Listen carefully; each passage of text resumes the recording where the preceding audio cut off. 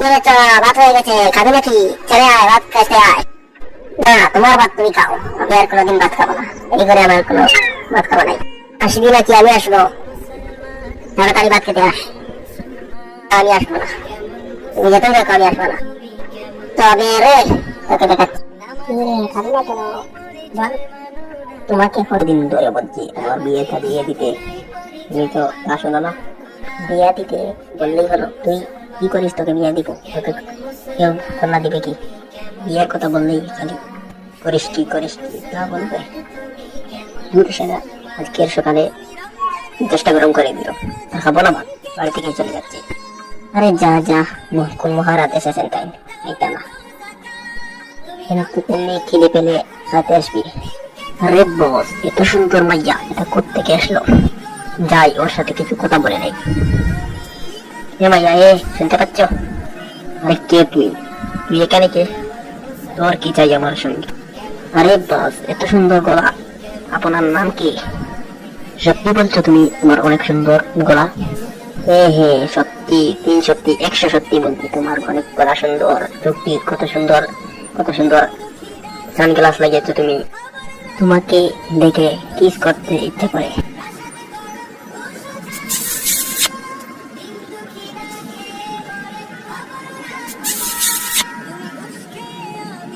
আচ্ছা বলো তো, তুমি তো আমাকে নামটা বললে না, তোমার নাম কি?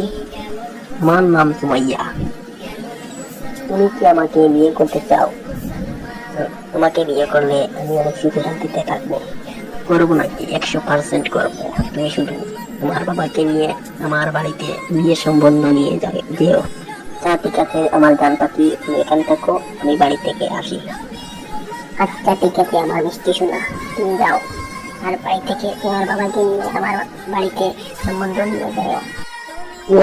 ও মা, তুমি কোথায় গেলে গো? তোমার জন্য একটা সুখবর আছে, তাড়াতাড়ি এখানে এসো। আরে আসছি রে আসছি, তুই না বললি আর বাড়িতে থাকবি না? তুই চলে এলে কেন? ঠিক আছে বল, তোমার অনেক তাড়া আছে, বল। মা, অনেক খুশির খবর তোমার জন্য, তোমার বাড়িতে এখন বৌমা আসতে চলেছে।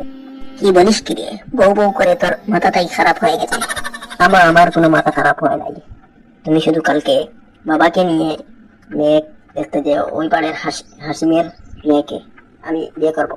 মেয়েও রাজি হয়ে গেছে, তুমি তুমি শুধু বাবাকে নিয়ে মেয়েকে আনতে যেও।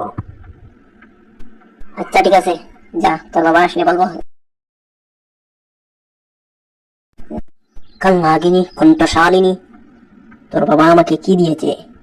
একটি বদনাও দেয়নি তোর বিয়ের সময়। তা এখন বাড়িতে গিয়ে আমার জন্য একটা হুন্ডা কিনে আনবি, নইলে তোর এই বাড়িতে জায়গা নেই। ওগো, তুমি এটা কি বললে? তুমি না আমায় ভালোবাসো, আর আমার বাবা অনেক গরিব, এসব কিভাবে তোমাকে দেবে? তুমি তো জানো আমার বাবা অনেক গরিব। গরিব তো কি হয়েছে, আমি কিছু জানি না, আমার হুন্ডা লাগবে। তুই কালকের মধ্যে হুন্ডার ব্যবস্থা করিস, এই বাড়ি থেকে বের হয়ে যা।